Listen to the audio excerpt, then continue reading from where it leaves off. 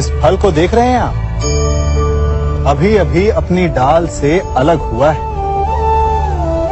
बड़ा दुख होता है ना जब आप अपने उद्गम से अलग होते हैं, परंतु ये दूरी भी आवश्यक है। अब इस फल को ही ले लीजिए। अपने जीवनदाता वृक्ष से अलग होकर ये ना केवल किसी की भूख शांत करेगा, अपितु इसके भीतर के बीज से एक नए वृक्ष का सृजन भी होगा और कई फल जन्मेंगे। सृजन की प्रतिक्रिया में पीड़ा आवश्यक है। यदि पीड़ा नहीं होगी तो सृजन नहीं होगा। पीड़ा अपने उद्गम से दूर होने, पीड़ा अपनों से दूर होने। इस फल की भांति हम मनुष्यों को भी अपने उद्गम से, अपने सगे संबंधियों से अलग होना पड़ता है। और यही अलगाव एक नए सृजन को, एक नई सृष्टि को, एक नए विकास को जन्म देता है। इसलिए ऐसे अलगाव से दुखी मत होइए, उसका स्वागत कीजिए, क्योंकि ये विकास की नींव है। अपराध वो भावना है जिसके कारण संसार में सदा दुख ही व्याप्त रहता है। हम सब अपराधियों से घृणा करते हैं, उन्हें कोसते हैं, परंतु क्या कभी विचार किया है कि कोई भी जन्म से अपराधी नहीं होता? तो ऐसा क्या कारण है कि कोई इतना बुरा बन जाता है कि वो बुराई की सीमाएं ही पार कर जाए? कारण है कामना। यदि कामना पर नियंत्रण ना रखा जाए, यदि कामना को पूर्ण करने के लिए परिश्रम ना किया जाए, तो वो तृष्णा में बदल जाती है, और तृष्णा लालच में, और लालच छल में, और छल करते ही मनुष्य अपराध की ओर अपने पग बढ़ा देता है। इसलिए ये अत्यंत आवश्यक है कि मन की कामनाओं पर नियंत्रण रहे। यदि मन पर नियंत्रण रहेगा तो अपराध पर स्वयं ही नियंत्रण हो जाएगा। हम सबका मन करता है कि हम जीवन में ऐसे शिखर पर पहुंचे जहां हमसे ऊपर कोई ना हो, जहां हमें कुछ करने की आवश्यकता ना पड़े, है ना? कुछ लोग इस शिखर पर पहुंच भी जाते हैं, परंतु उनका मन सदा विचलित रहता है। इतनी मनोरंजक बात है ना कि जिस विश्राम को पाने के लिए हम इतनी मेहनत करते हैं, इतना परिश्रम करते हैं, वो हमें मिलता ही नहीं। कारण स्वयं सोचिए, वन का राजा होने के पश्चात भी सिंह को अखेट के लिए परिश्रम क्यों करना पड़ता है? सोचिए। मैं बताता हूं, क्योंकि राजा होने का अर्थ ये नहीं कि वो सदा सोता रहे और मृग स्वयं उसके समक्ष आकर कहेगा कि आइए महाराज, मुझे खाकर अपनी भूख मिटाइए।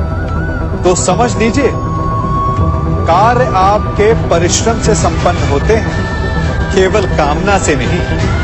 यदि आप नीचे हैं तो सदा स्मरण रखें कि आपका परिश्रम ही आपको ऊंचाइयों पर ले जाएगा, और यदि आप ऊंचाई पर हैं तो वहां पर भी रहने के लिए आपको निरंतर परिश्रम करते रहना होगा। अर्थात परिश्रम से मुक्ति नहीं है, क्योंकि परिश्रम ही जीवन है। सबसे अधिक महत्वपूर्ण क्या है? जीवन, या जो जीवन में पाया, यात्रा, या यात्रा पूर्ण करने के बाद पाया गया लक्ष्य, कर्म या उसके फल? बहुत ही महत्वपूर्ण परंतु विकट प्रश्न है ना? परंतु तनिक धीरज से सोचेंगे तो इसका उत्तर अधिक कठिन नहीं है। यदि जीवन यात्रा है तो उसका लक्ष्य क्या होना चाहिए? स्वयं सोचिए। मान, संतान, धन, नहीं ना। अंतिम लक्ष्य है परम आनंद, और ये अचानक से नहीं मिलता। इसे पाने का केवल एक ही उपाय है, और वही आपका कर्म, वही आपकी यात्रा भी, और वही आपका प्रारब्ध भी है। और आपको कौन बताता है कि आपके लिए सही क्या है? वो है आपका मन, जो मस्तिष्क की भांति हानि और लाभ नहीं सोचता, जो आपको ये बताता है कि शुभ किसमें, संसार का कल्याण किसमें, आनंद किसमें। यदि आपका मन संयमित है तो वो आपका सबसे महत्वपूर्ण मार्गदर्शक है, जो आपकी यात्रा, आपका लक्ष्य, आपके कर्म और उसके फलों को सबको शुभ बना सकता है।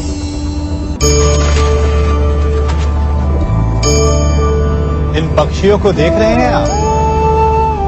इनका उड़ना वायु में इतना संतुलन मुक्त कर देता है ना? इन्हें उड़ते देख आपके मन में भी इच्छा होती होगी कि इन्हीं की भांति आप भी स्वतंत्रता से उड़ पाएं। ईर्ष्या होती है ना, जब आप इन्हें खुले आकाश में ऐसे विचरण करते देखते हैं।